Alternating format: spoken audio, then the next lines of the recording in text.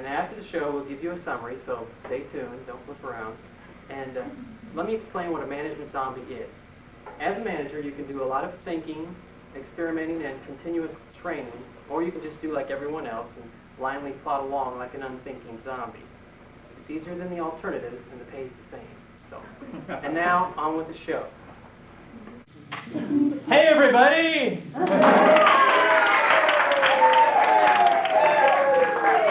Hi, everyone, and welcome to Let's Make a Management Zombie. All right.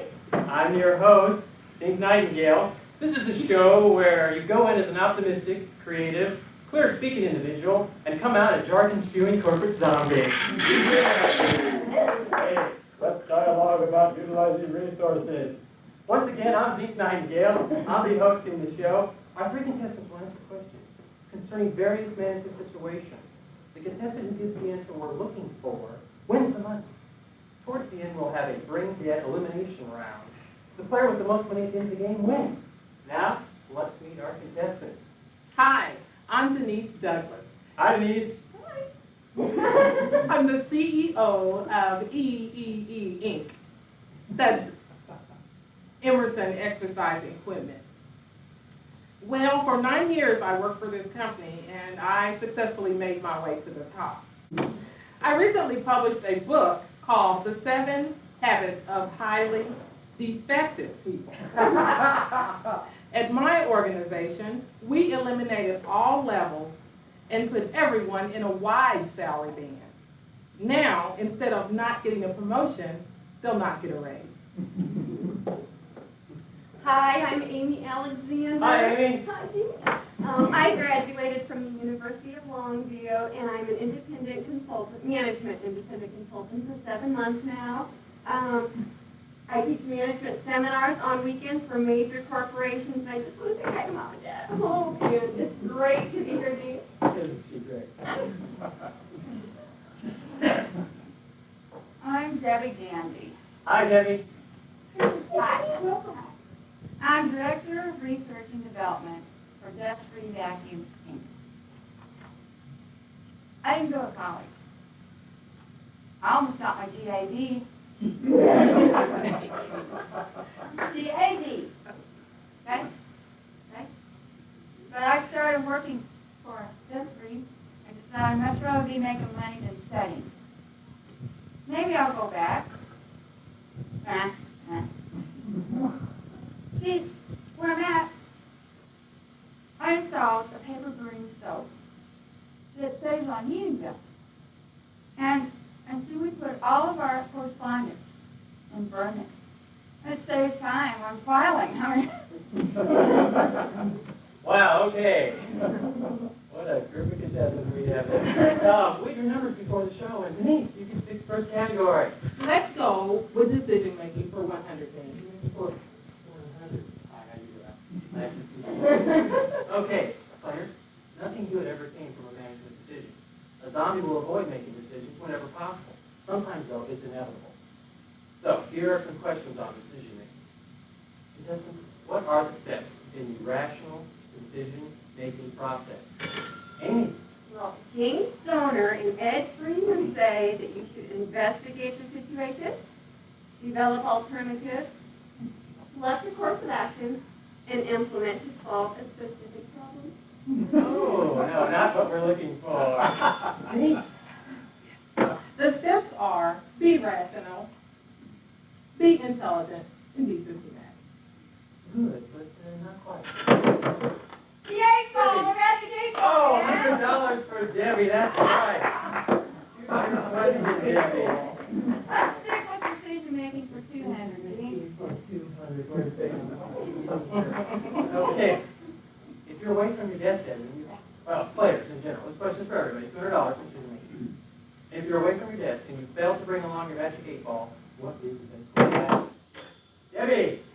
Rock, scissors, paper. Oh, another 200 for you, Debbie. Pick your category. I like downsizing. Let's try that for 100. Okay. For $100. Players, employees are often referred to as the company's most valuable asset, for good reason. Every time you get rid of one, earnings increase, and so too does your stock options and bonus. It's like printing your own money. We call it downsizing. Now the question is, can employee turnover be healthy? Amy.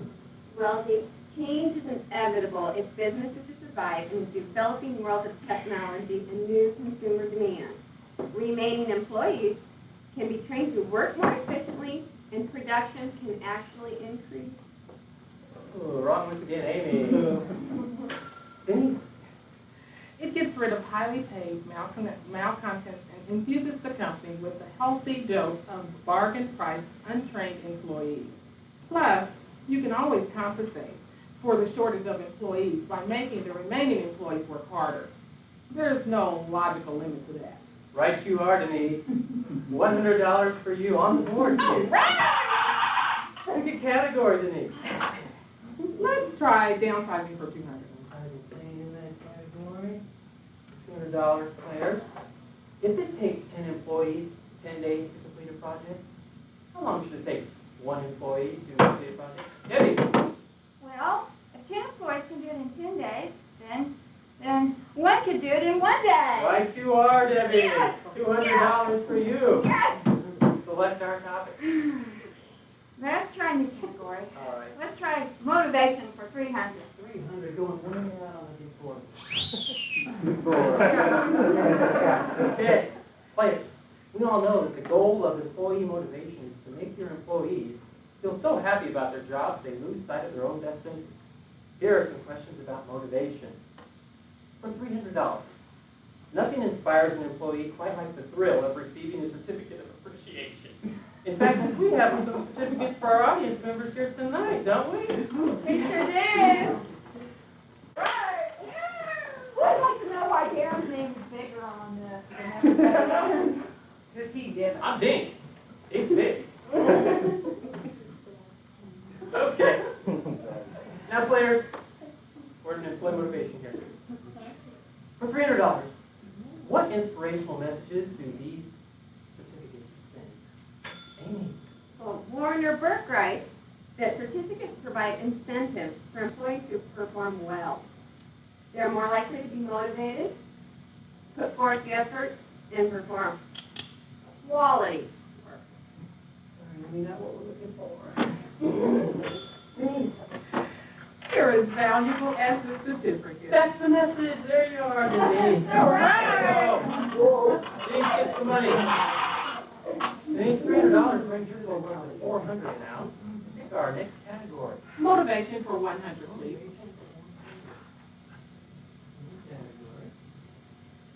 Okay. Players name the best way to address employee dissatisfaction. Increase salaries and improve the working environment. Sorry, no. But keep your chin up. Denise.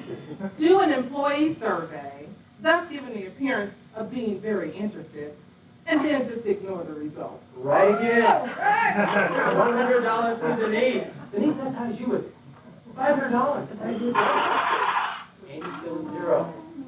Denise, pick a question. Let's try productivity for 100. Productivity. How's everybody doing out there? Good. All right. $100 productivity. What steps should be taken to create the ideal working environment? My atmosphere, it would reflect the one described by Jimmy Callano and Jeff Wilson. It would be flexible, comfortable, and supplied with all the materials needed. Okay, sorry, Amy. Not exactly what we had in mind, but hey, keep your chin up. Go on. Hang out. Debbie.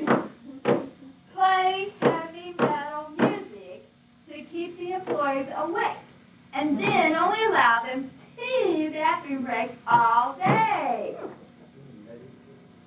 But unfortunately, our producers were looking for something just a little different with this one. Denise? The size of our workshop is monitored every day to adjust the amount of work the employees did the day before. We only have one guy with a fold-up chair and a snack tray. So one of your guys got the roll-up chair and snack tray. Oh, yes. Oh, that is great. Great answer, Denise. Another $100 for you. And big category, Denise. Let's do grab bag for 100.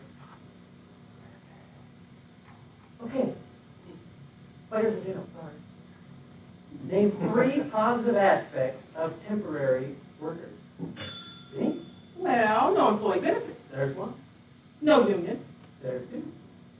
and just toss them in the dumpster when you're done with it. That's 3. Great job, Denise. $100 for you. Well, let me ask you, why just toss them in the dumpster when you're doing it? Well, they're way too big to flush. Okay. All right, next category, Denise. Pick our category for us, Denise. You are really coming up here. Career advancement for 100. $100 career advancement. It's expensive to actually promote an employee, but it costs nothing to promise a promotion at some point in time. If the employee complains, you can always use the team leader scam to fool them into thinking you've been promoted. Besides, we all know that the most ineffective workers systematically are moved up to the place where they can do the least damage management. Okay, now players, how do you recognize your best employees, those ready for advancement? Amy. Well, isn't it usually the one with the tall ones with the big hair? Wow, that's not exactly what the picture's looking for. You're catching on. I like that. I like that. Debbie. Usually, all the best employees leave for better company, okay? So when they start packing up their desk, that's when we recognize There you are. $100 for you, Debbie. That brings your score up to 600. Okay, pick our next category. All right, let's stick with career advancement for 200, Steve. Career advancement. You like that? That's the kind of goes along with downsizing, I know. Yeah. Okay. Yeah. Besides certificates of appreciation like these nice people got tonight, what is another great way to reward your employees? Denise. Instead of raises, we'll give appliances. High performers can get color televisions and refrigerators. Of course, all we'll give out are lava lamps, which resemble an old mayonnaise. Great answer, Denise. $200 for you. That brings us to 900. Right. Okay, Debbie has 600, and Amy, still 0. Denise, pick your category. Denise. Let's try communicating with subordinates for 200 then. 200. Yeah, okay. You know, my mother's not the only one talking to me. Okay, players. Communicating with subordinates, $200. When a manager pretends to care, an immediate bond will form with the employee. This bond can be used later to extract extra work for no pay. That's why this category is so important. It's called communicating with subordinates. For $200, how can you find the great ideas working beneath the surface of your employees who are normally quiet and afraid to speak out? Amy. I would get the input of my staff, keeping an open environment and setting goals as a team, Susan's wife and Kathleen Thomas feel that no one knows a person's abilities better than that person, and Robert Lupton says every leader should know how to probe and elicit information. I'm not sarcastic. Okay. Debbie. Some rookie managers made the mistake of inviting input from the employees.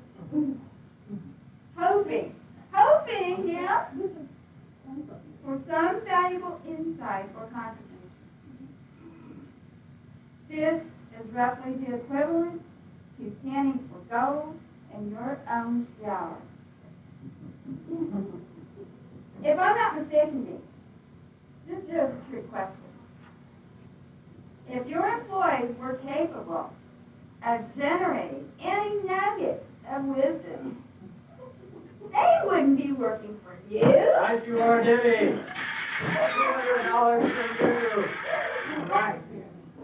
Take a question. Let's go with communication for 300. 300. Way out here on the beach. Nice over here, right? Okay. Communication for $300.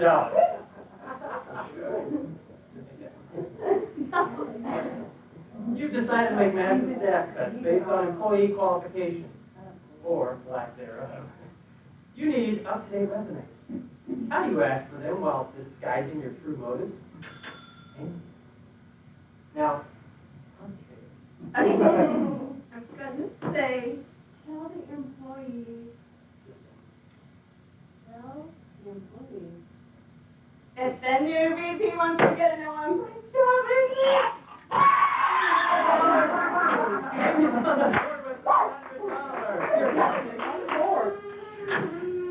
Oh, Claire, do you know what that sound means? what is that? What? You can't Well, it's time for a brain dead round. For true zombies only. And Amy, I have a joke for you. Knock knock. Not you anymore. Okay. Out there. I want you to work she's in store for this next round. Pay attention, you might learn something.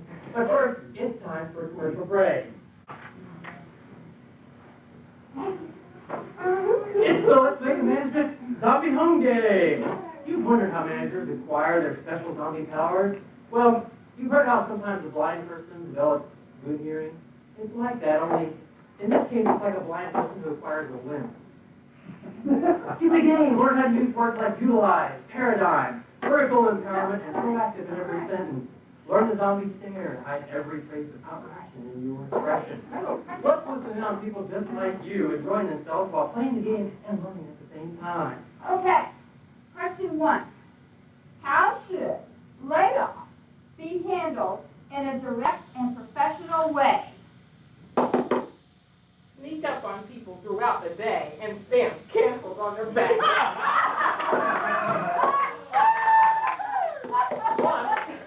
If you order now, you'll get the zombie book of empty generalities.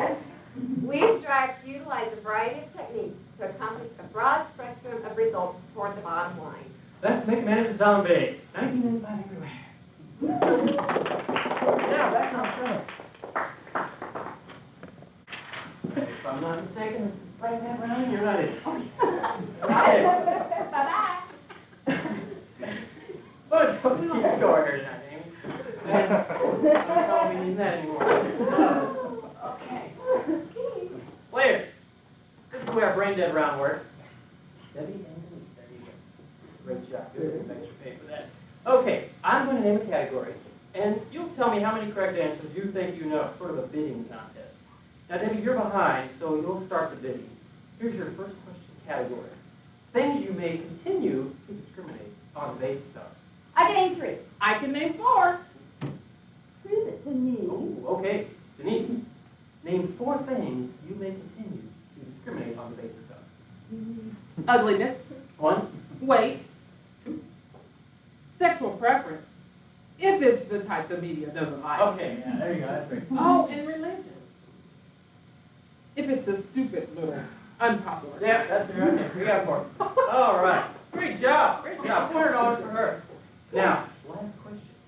Communication in difficult situations. Debbie, go ahead and bid. Once again, that's communication in difficult. I'll try 5, Dink. Wow, 5? That's all we have. Amy, what do you think? Contract for all 5. Go, Debbie. Go, Debbie. Okay, Debbie. Here we go with number 1. Your employee says, my performance was exceptional. Give me a raise. Well, but your pay is comparable to the industry. Go away! There you go. Okay. Your employee says, my pay is below industry standards. Give me a raise.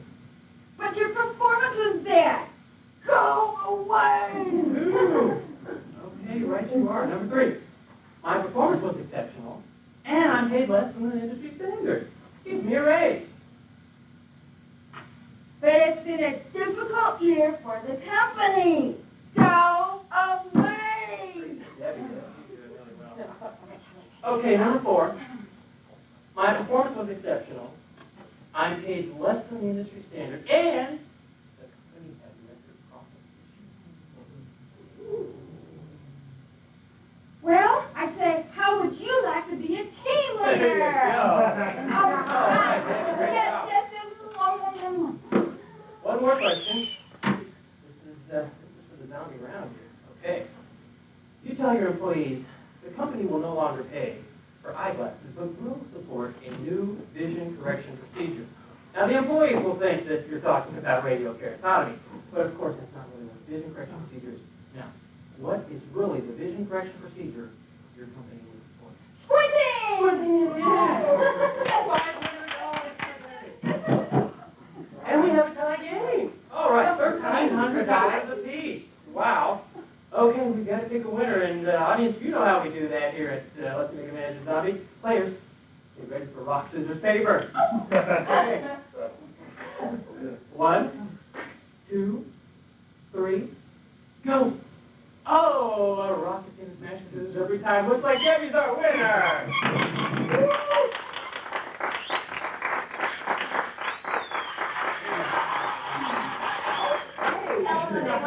All right, Amy. Well, for next you came in a close second, and for you, we have the Dogbird's top secret management handbook. That's great. Okay.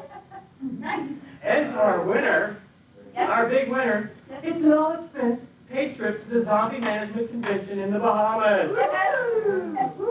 We fly you down, put you in a hotel on the beach, and you have 1 week to do whatever you want on us. Okay. At the end of the trip, we'll give her a few handbooks to show her employees as proof of what she's learned, a fake schedule of events, complete with check marks next to the glasses you supposedly took.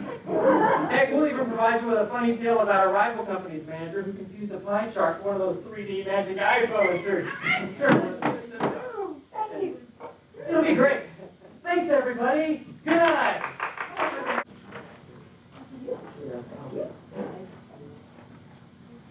Okay. Unit 1 taught us that leaders are not the same thing as managers. Managers do things the right way, while leaders are more concerned with doing the right thing. Leaders have a sense of humor, compassion, see, we're all laughing, courage, imagination, character, and integrity. The zombie believes the manager is always right, even when he or she is being stupid, illogical, greedy, inconsiderate, or unethical. Unit 2 showed that you must teach others your vision. When leaders effectively communicate a vision, whether to a small group or large organizations, it has very potent effects. The zombie feels that though some employees need lots of communication to remain motivated, that can sometimes be at odds with your desires to keep them in the dark and continue shoveling work on them. In Unit 3, we learned goals are the bedrock of the leader's ambition, aspiration, design, and intent and purpose. Human beings are goal-oriented.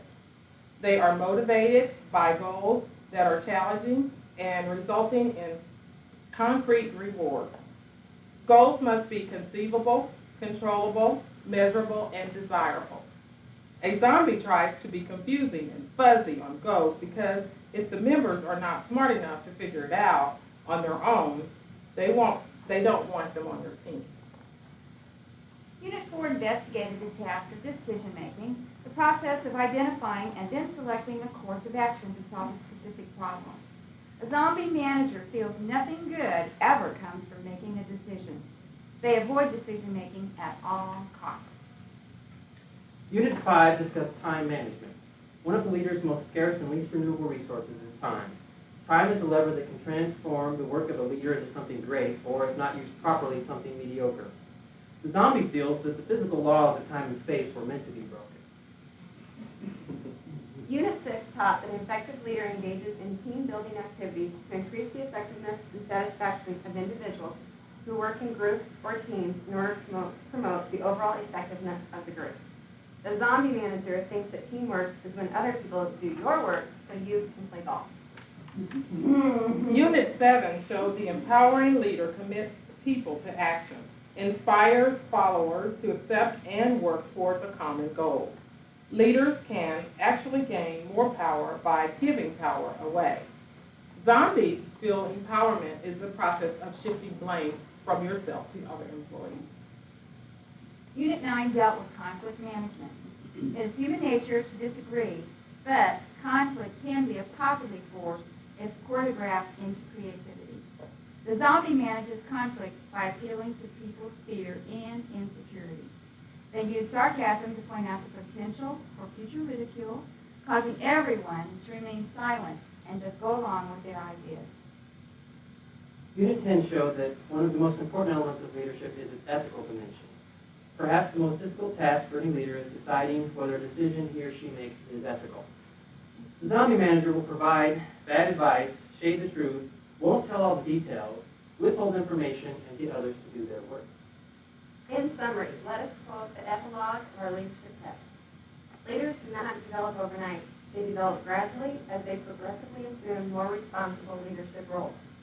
Each new leadership opportunity will present a different set of challenges for you to conquer and will provide you the opportunity to apply previously mastered and newly acquired leadership skills. As you meet each new challenge, you will enhance your effectiveness as a leader.